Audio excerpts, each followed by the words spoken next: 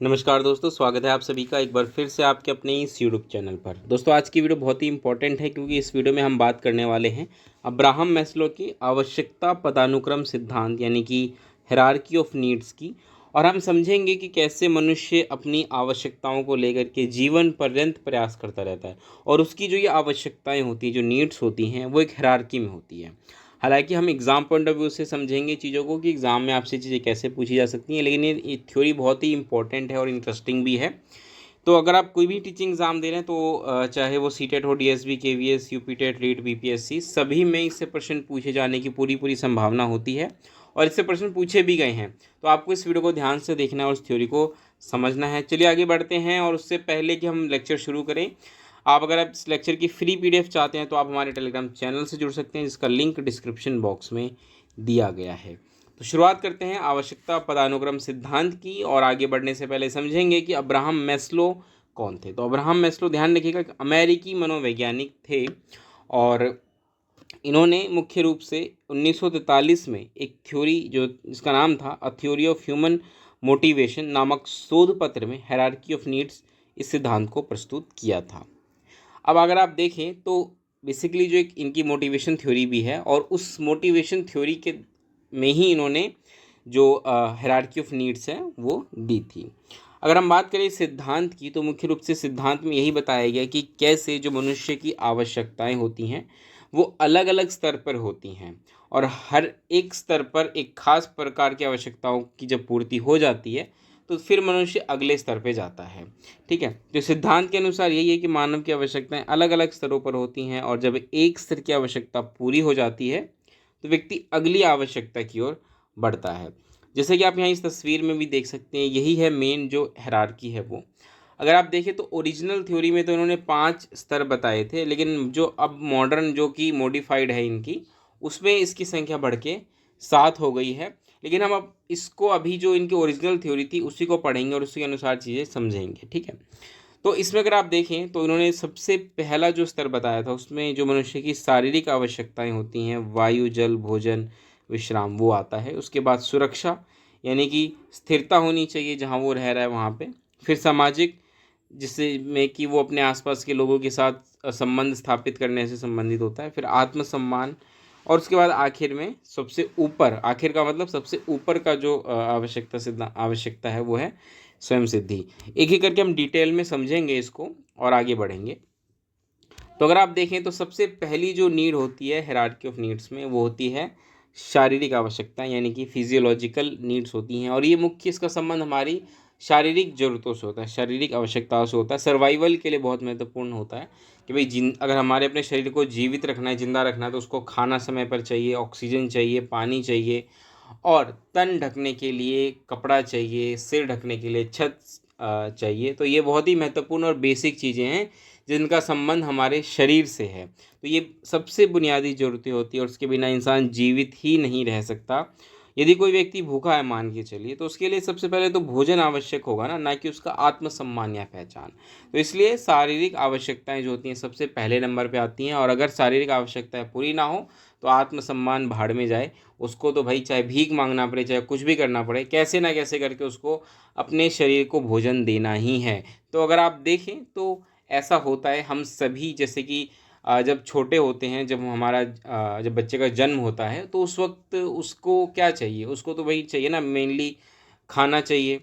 भाई भूख लगी है, खाना, पानी, यही तो चाहिए, यही उसकी बेसिक नीड्स होती हैं। तो शुरुआत में हमारी आवश्यकताएं जो होती हैं वो बेसिक ही होती है और हम जीवन पर्यंत क्या है, इसी में उलझे रहते हैं। हम अपनी बेसिक आवश्यकताओं को की पूर्ति में ही लगे रहते हैं। अगर आप देखें तो बहुत सारी जनसंख्या भारत में आज के समय में भी अपनी बेसिक नीड्स को ही पूरा करने में लगी हुई है, बाकी तो बहुत बाद की बात है ना। तो रोटी, कपड़ा, मकान, इसी पर ज़्यादातर लड़ाइयाँ चल रही हैं, ज़्यादातर विवाद चल रहे हैं और उसी की पूर्ति के लिए हम भटकते रहते हैं। ठीक है, तो सबसे पहली जो हमारी आवश्यकता होती है वो यही होती है।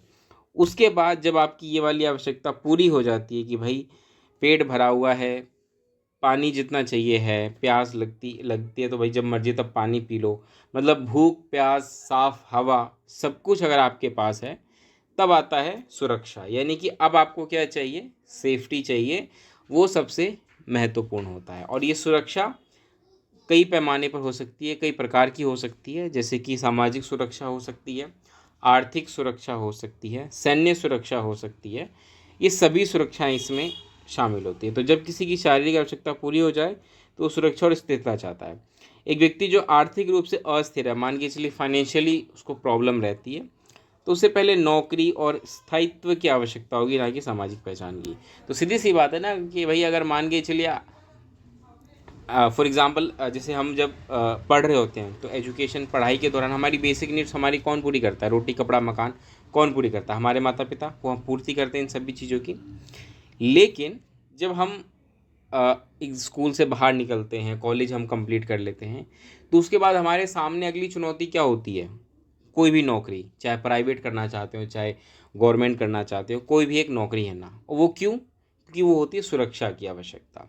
ठीक है, ये एग्जाम्पल दे रहा हूँ समझाने के लिए। और भी प्रकार है सुरक्षा के, लेकिन उसमें से एक है आर्थिक, कि भाई आर्थिक सुरक्षा हमारी होनी चाहिए। भाई जॉब हो ठीक ठाक, चाहे गवर्नमेंट हो चाहे प्राइवेट हो, सैलरी आती रहे, हम अपनी आवश्यकताएं पूरी करती रहे, तो ये हमारी सबसे इम्पोर्टेंट नीड होती है दूसरे नंबर पे। ठीक है, तो इसीलिए हम देखें है ना कि बहुत सारे लोग फिर जॉब्स के लिए परेशान रहते हैं कि भाई अच्छी नौकरी लग जाए, मतलब जॉब भी लग जाए, एक तो होता है भाई काम चलाओ, फिर हम जब जॉब लग जाती है तो हम उससे बेहतर चाह रहे होते हैं भाई और अच्छी जॉब लग जाए। गवर्नमेंट जॉब में भी हम देखते हैं भाई गवर्नमेंट जॉब लग जाए जिससे कि एक सेफ्टी बनी रहे, तो सुरक्षा जो होती है वो हम चाहते हैं। इसके अलावा और भी कई सुरक्षा हो सकती है, जैसे कि सैन्य रूप से सुरक्षित हो, मतलब हम जहाँ रह रहे हैं वहाँ पे किसी प्रकार का युद्ध, इस प्रकार की स्थिति ना हो, स्थिरता बनी रहे। ठीक है, मतलब किसी प्रकार की बदमाशी लड़ाई झगड़े ये सब ना होते हों। इसके अलावा कानूनी सुरक्षा, कि भाई अगर किसी के साथ विवाद हो जाए, मेरे साथ कोई अन्याय हो जाए, तो कानून है जो मुझे सुरक्षा प्रदान करेगा। इसके अलावा स्वास्थ्य सुरक्षा, कि भाई मैं बीमार हो जाऊं तो उसको लेकर के मेरे को सोचना ना पड़े कि यार मेरे पास पैसे नहीं है, मैं कैसे अपना इलाज कराऊंगा। तो ये स्वास्थ्य से जुड़ी हुई सुरक्षा है। इसके अलावा आर्थिक हमने देखा जो कि जॉब से जुड़ी हुई है। तो कहने का अर्थ ये है कि भाई दूसरे नंबर पे तो सुरक्षा ही आती है, कई प्रकार की होती है, तो ये दूसरे नंबर पे आती है। इसके बाद अगला है सामाजिक सुरक्षा। सामाजिक सुरक्षा का मतलब ये है कि भाई अगर आपका पेट भरा है, साफ़ हवा मिल रही है, अच्छी जॉब है, या जहाँ आप रह रहे हैं वहाँ पे किसी प्रकार की युद्ध जैसी स्थिति नहीं है, सब कुछ ठीक है, तो अब आप क्या सोचेंगे कि भाई इन सब से अब हट करके अब थोड़ा सा हम अपने समाज की तरफ देंगे। अब समाज का मतलब यहाँ पे आपका परिवार, आपके रिश्तेदार हैं। ठीक है, तो आप क्या है कि सुरक्षा मिलने के बाद व्यक्ति दूसरों से जुड़ना, समाज में स्थान पाने की आवश्यकता महसूस करता है। ठीक है, अब यहाँ पे समाज का मतलब आपके परिवार, आपके रिश्तेदार, आप जहाँ जॉब कर रहे हैं वो आपका जो समूह है, आप जहाँ रह रहे हैं आपके अड़ोस पड़ोस, ये सब आपका समाज है। तो वहाँ पे एक स्थान पाने की आप आवश्यकता महसूस करते हैं, है ना। और ये हम सब भी देखते हैं कि भाई अगर कोई मान के चलिए 5 लोगों का ग्रुप है, तो उन 5 में से कोई एक ऐसा होगा जो अपना प्रभुत्व जमाने की कोशिश करेगा। चाहे आप कहीं जॉब में ही काम करें तो आपका जो स्टाफ होगा उसमें से कुछ ऐसा होगा जिसका दबदबा होगा। तो ये क्या है? ये दिखाता है कि भाई सोशल नीड्स। ठीक है, तो ये सब हम चाहते हैं, हम चाहते हैं कि भाई हमारा सम्मान हो, हमें लोग प्यार करें, हम लोगों से प्यार करें, ये सब हम चाहते हैं। और विवाह करना, शादी, प्रेम संबंध, ये सब इसी में आते हैं। ठीक है, तो अगर आप देखें परिवार, दोस्त, हमारा समुदाय जहाँ हम रहते हैं, हमारा कल्चर, हमारा धर्म, जाति, ये सब जो है इसी के अंतर्गत आता है और ये बहुत ही महत्वपूर्ण है। आगे बढ़ते हैं। जब आप देखें कि भाई सारी चीज़ें ठीक ठाक चल रही हैं, खाना मिल रहा है, साफ़ हवा पानी सब कुछ मिल रहा है, अच्छी जॉब है, कोई युद्ध जैसी स्थिति नहीं है, सब कुछ ठीक है, और जहाँ मैं रह रहा हूँ वहाँ पे भी भाई सब कुछ ठीक ठाक है, मतलब अच्छे सेटलमेंट हो गया, फैमिली हो गई है, बच्चे हो गए हैं, परिवार में सब कुछ ठीक चल रहा है, तब आप देखेंगे तब आपकी अगली नीड जो आती है वो आती है आत्मसम्मान की, सेल्फ स्टीम की। अब आप चाहेंगे कि भाई दूसरे लोग मेरा सम्मान करें। ठीक है, चाहे वो समाज में हो चाहे वो परिवार में हो। तो इस स्तर पर व्यक्ति आत्मसम्मान और दूसरों से सम्मान प्राप्त करना चाहता है। ठीक है, तो वो उसके लिए क्या करेगा कि वो उसके लिए कुछ ऐसे कार्य करेगा जिससे समाज में उसका एक स्थान बने। फॉर एग्जाम्पल, जब व्यक्ति इन सब चीज़ों से ऊपर उठ जाता है तो वो आत्मसम्मान के लिए क्या करेगा, ध्यान से समझिए। वो बहुत सारे सामाजिक कार्य करेगा, बहुत सारे नैतिक कार्य करेगा, जिससे क्या है कि एक आत्मसम्मान उसको प्राप्त होगा। हो सके तो परिवार में करे या फिर वो अपने समाज में करे या आस पड़ोस में करे, तो ये सब चीज़ें करता है जिससे कि उसको सम्मान मिले। ठीक है, और अगर आप देखें तो बहुत सारे लोग आजकल सम्मान के पीछे ही भागते हैं कि भाई दूसरे लोग मेरा सम्मान करें। ठीक है। अब देखें तो भाई शादी ब्याह में अक्सर जो लोग रूठ जाते हैं, गुस्सा हो जाते हैं, क्यों हो जाते हैं? भाई मेरा ठीक से सम्मान नहीं हुआ, सत्कार नहीं हुआ। ये देखने को मिलता है अक्सर, है ना, रिश्तेदारों में। ये सब क्या दिखाता है? ये आत्मसम्मान की इच्छा को दिखाता है, और ये तभी होता है जब इससे पहले कि सभी स्तर की आवश्यकताएं हमारी पूरी होंगी, तब हमारा आत्मसम्मान आता है। ये तो एक छोटा सा एग्जाम्पल दिया, और भी एग्जाम्पल अगर आप देखें हमारे समाज में जो कि आजकल नेता बने घूम फिरते हैं, वो सब क्या है? वो सब यही दिखाते हैं कि भाई आत्मसम्मान चाहिए, ठीक है। कोई नेता है, उसको पूछा नहीं तो भड़क जाएगा कि भाई मेरे को नहीं पूछा, मेरा सम्मान नहीं हुआ। तो ये सब चीज़ें चलती हैं। आप देखें तो आजकल हर कोई आत्मसम्मान के पीछे भागता है, और ये बहुत ही महत्वपूर्ण है। ये एक नीड है हर एक व्यक्ति की। ऐसा नहीं है कि हम और आप नहीं चाहते, हम और आप भी चाहते हैं कि हमारा आत्मसम्मान हो, ठीक है। हम भी मौके की तलाश में रहते हैं कि भाई जब हमें कुछ मौका मिले तो हम ऐसा करके दिखाएं जिससे लोग हमारी तारीफ़ करें। तो हम आत्म प्रशंसा, खुद की तारीफ़, दूसरों के द्वारा सम्मान प्राप्त करना, इसकी इच्छा हम सभी के अंतर्गत अंदर होती है, ठीक है। तो यही है कि अगर किसी व्यक्ति को समाज में उचित सम्मान नहीं मिलता है तो फिर वो व्यक्ति कम प्रेरित हो जाता है कि भाई फिर अब मैं क्या करूँ, कोई समाज में कोई रिस्पेक्ट ही नहीं है तो फिर वो समाज से कटना शुरू हो जाता है। तो आत्मसम्मान बहुत महत्वपूर्ण होता है, ठीक है।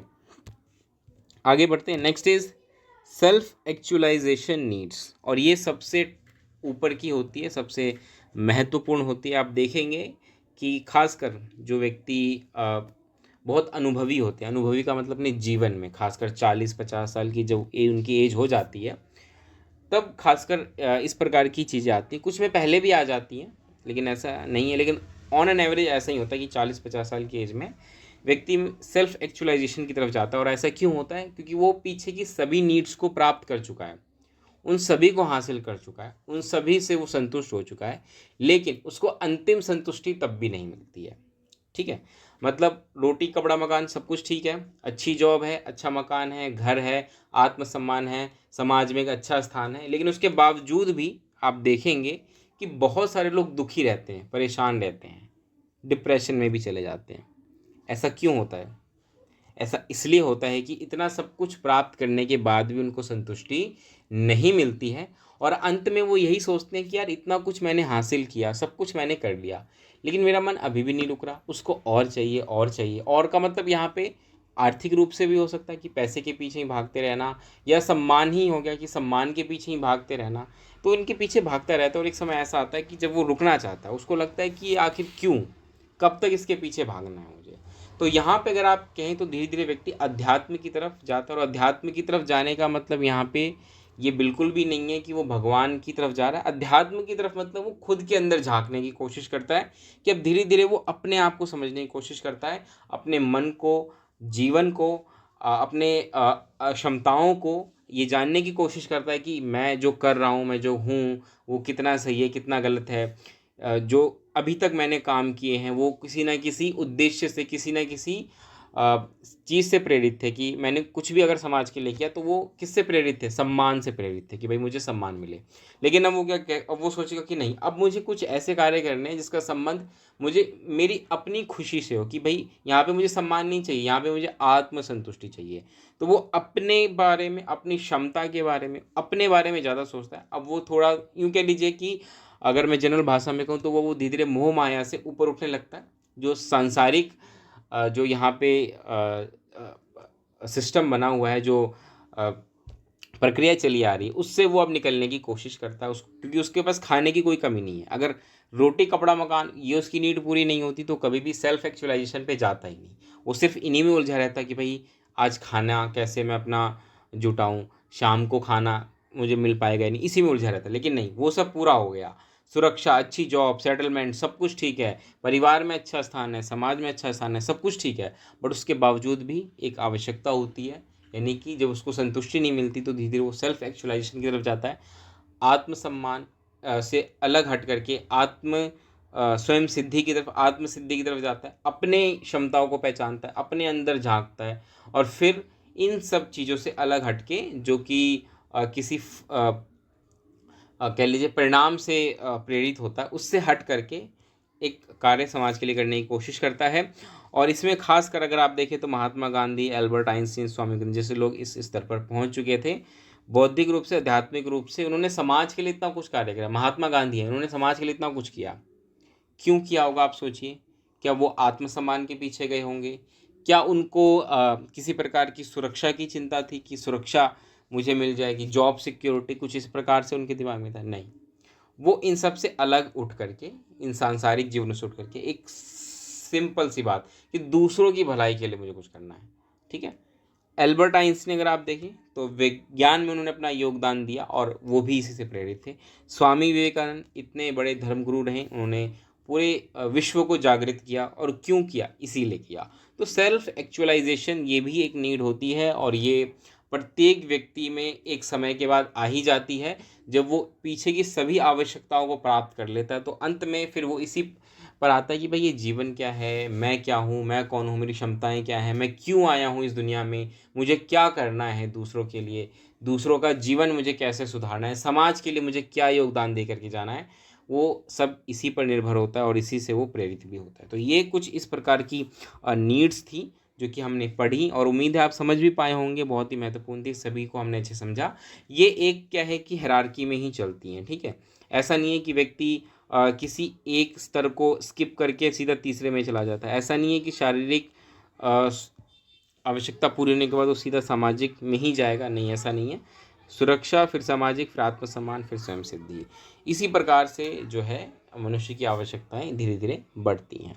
उम्मीद है आप समझ पाए होंगे अब्राहम मिस्लो का आवश्यकता पदानुक्रम सिद्धांत यानी कि हायरार्की ऑफ नीड्स। ये वीडियो कैसी लगी बताइएगा, लाइक करिएगा, शेयर करिएगा, चैनल को सब्सक्राइब कर दीजिएगा।